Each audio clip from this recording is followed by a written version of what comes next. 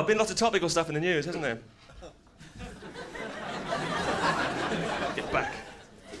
Mother Teresa, she's all right. She's in hospital for a while. Did you read about that? It was brilliant. It was getting out like that. I'm just glad she wasn't pregnant. Well, all we need is another virgin birth. Look at the trouble the last one caused, for fuck's sake. But, oh, did anybody read the Cat Stevens interview? Cat Stevens, he said he was first converted to Islam after reading a copy of the Quran, which was given to him for Christmas. That's true. Somebody up there's got a sense of humour, that's all I can say. Muslim Parliament, we got that great thing now, Muslim Parliament. What is it, Siddiqui, his name? The sort of Muslim Ian Paisley? Right? He said they should break the law when they feel... I think Muslims should be allowed to break the law just like everybody else. No, I don't think they should stamp out free speech in Britain. That's the government's job. Let's leave that to the experts, you know. No, I mean, I think we should be building bridges between cultures, not fences. I mean, we should get cultures together. I'd like to open a pub in Kuwait. I think I'd call it the Prophet's Arms. That'd be a good name for it, wouldn't it? Did anybody... Actually, one of the Kuwaiti royal family, what a noble family they turned out to be, was nicked in Egypt for trying to sell 2.5 pounds of heroin. One of the Al-Sabah family, I'm not sure which one, I didn't catch his Christian name, but...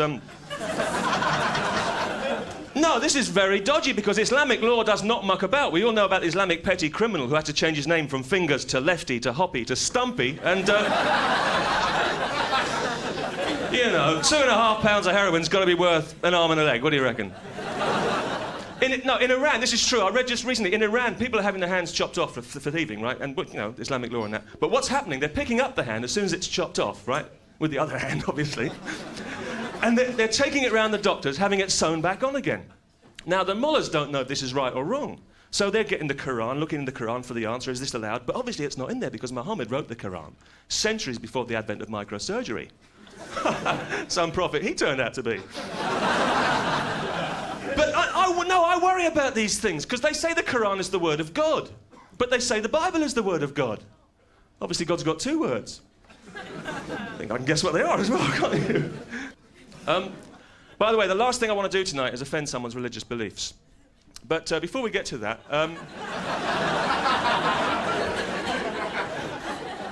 Actually, I've always thought that door-to-door evangelists, what they should do is get a job collecting pools coupons, right? Then you'd have to open the door to them, wouldn't you? It's like, I'm here to collect your coupon. By the way, what does the cross mean to you, my son? It means no publicity, Reverend. Don't you forget it, either. Lots of religions in the world, little religions. Freddie Mercury, it turns out Freddie Mercury was a Zoroastrian, which means, of course, he worshipped Zorro, the greatest swordsman in all Mexico.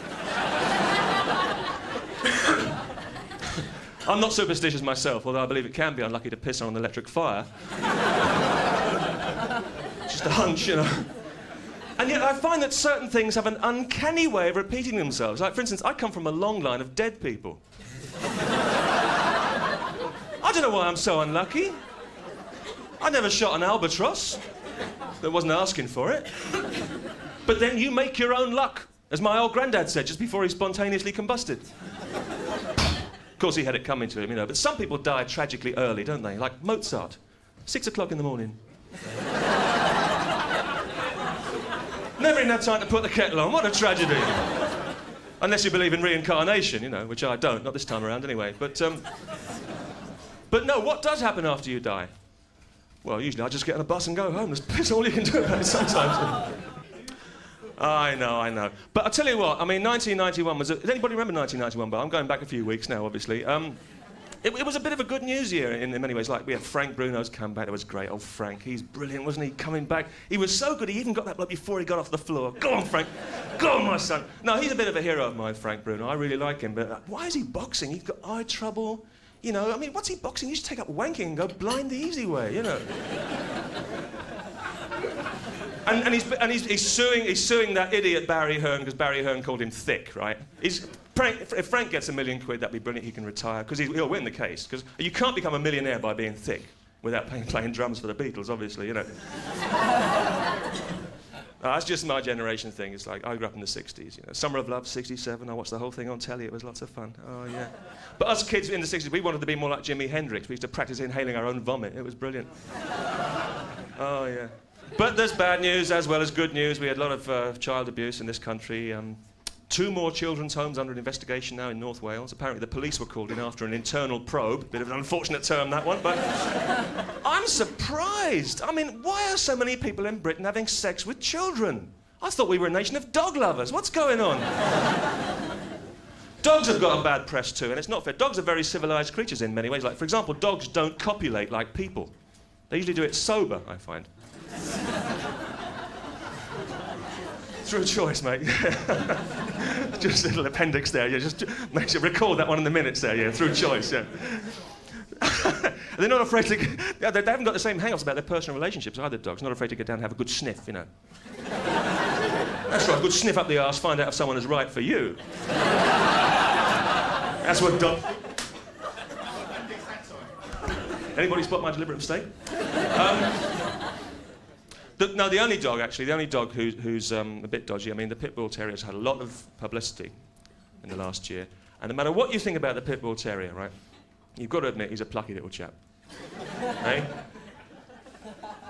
What he lacks in finesse, he certainly makes up for in commitment, doesn't he? Never knows when he's beaten. Because he's only beaten when he's unconscious, basically. A friend of mine used to breed pit bulls, but not for fighting, for racing. It's true. I mean, obviously, next to the greyhound, the pit bull is a crap runner, you know. Unfortunately, he's not a very good loser either. But, I mean, all this nonsense about killing them and neutering them, it's way over the top. All you've got to do is take their teeth out. It's true, you don't need teeth to eat dog food. Ask any pensioner, for fuck's sake, you know.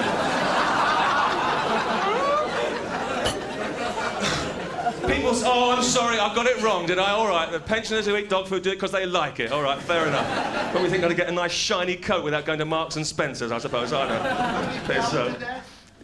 Oh, we've got Richard Morton fan in the audience, have we? Good. But actually, they say that the pit bull is a vicious little dog because he's purebred, you know, highly strung and that. And, you know, it's like, what a lovely little dog. Is that purebred or a cross? He's purebred and he's fucking cross. Ah! So my mate is actually, he's crossbred his pit bulls now to try and calm them down. He's crossbred them with Rottweilers and chucked a bit of Doberman in as well. So he's got a lovely little dog now called a Pitweilerman, which is a beautiful little dog, wouldn't attack anybody unless, of course, you provoked him by looking at him the wrong way, you know. But I really think that these dogs are vicious because they're sick and tired of being treated like animals, that's all it is, you know. Because I don't like cruelty to animals, unless, of course, there's a legitimate reason for it, like idle amusement. No, I'm just kidding. If I caught my kids being cruel to animals, I'd beat the shit out of them, little bastards. But you do read some horror stories about animals. Like, recently I read that some idiot in America is trying to prove Darwin's theory of evolution, right? A chimpanzee in America has been taught how to make simple tools. And I found that story so depressing to think that the British chimps are still mucking about with a tea break. What's going on? Come on, lads, get your finger out. But, I mean, evolution seems to make sense to me because it's a logical sequence of events. I mean, you can see it. We crawled on our bellies from the swamps, right? Then we evolved into walking on 4 legs. Then 2 legs. Next step's got to be 1 leg. Hopping everywhere. And then finally, no legs at all. Flying everywhere, legless. Oh, some of that, I think, yes. Business class, I think they call it.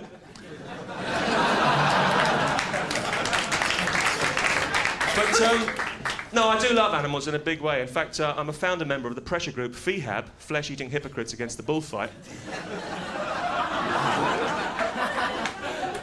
No, I am quite fussy about my grub, actually. I refuse to eat anything that walks or crawls or flies or swims. You know, I prefer it just to lie there on the plate, not make a fuss. I don't really like observing regular meal times because I was forced to do it as a kid, you know. Not too keen on buggery either, but that's another story. But I do like to eat healthy grub. Health food restaurants really intimidate me, though. You go in there, it's like, well, that looks interesting. What is it? It's either lentil casserole or rhubarb crumble. Oh, no, it's my duffel bag, sorry. Mm-hmm. OK, well, the soup looks all right. I'll have a slice of that. And for dessert, oh, tofu and apricot surprise. The surprise is, it's edible. Actually tastes like something from Marks and Spencer's, a pair of underpants. But look at that pastry, eh? All the roughage you need. And more. A lot more. A hell of a lot more. In fact, you probably need to grow another arsehole, quite frankly, if you want to get anything done. But I like to eat healthy grub, I do. I mean, I'd love to have a nice vegetable garden, but unfortunately the bloke next door keeps locusts. That's out of the question, really, isn't it?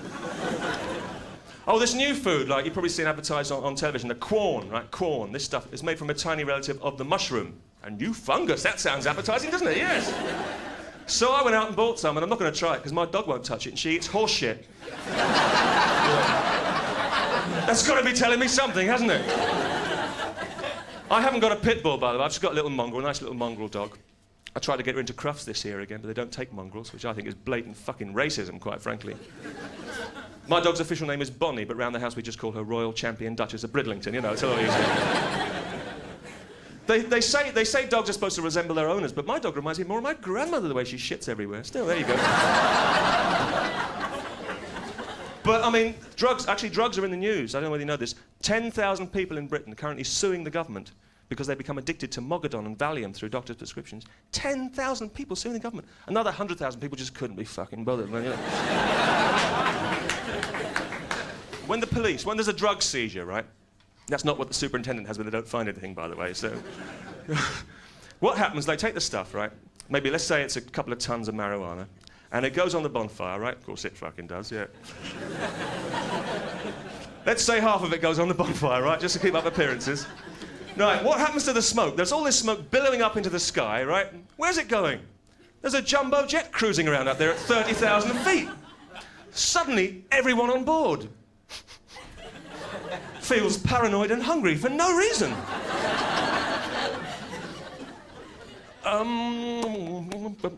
Stewardess, miss, have you got a kebab or pizza or something? Anything really, I'm not fussy. Mars bar, piece of toast, anything at all. Anything. Pencil? Yeah, that'll do, fuck it, yeah. Yum, yum. Ladies and gentlemen, this is the captain speaking.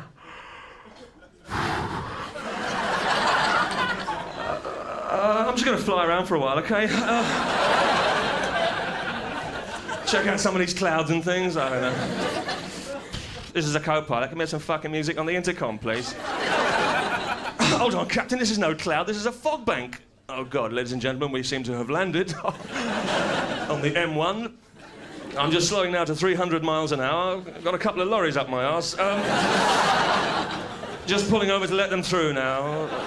And you, sunshine, and you. Fuck off. Oh, Captain, I'm so hungry I could eat a horse. Well, why didn't you say? I would have landed in Belgium, for fuck's sake. You know? Actually, that's not true, is it? Because air travel, statistically, is still safer than crossing a dual carriageway blindfolded, so... That's a weight off our minds, I'm sure. The most tasteless story of the year for me, I don't know, but you might not agree with this, is...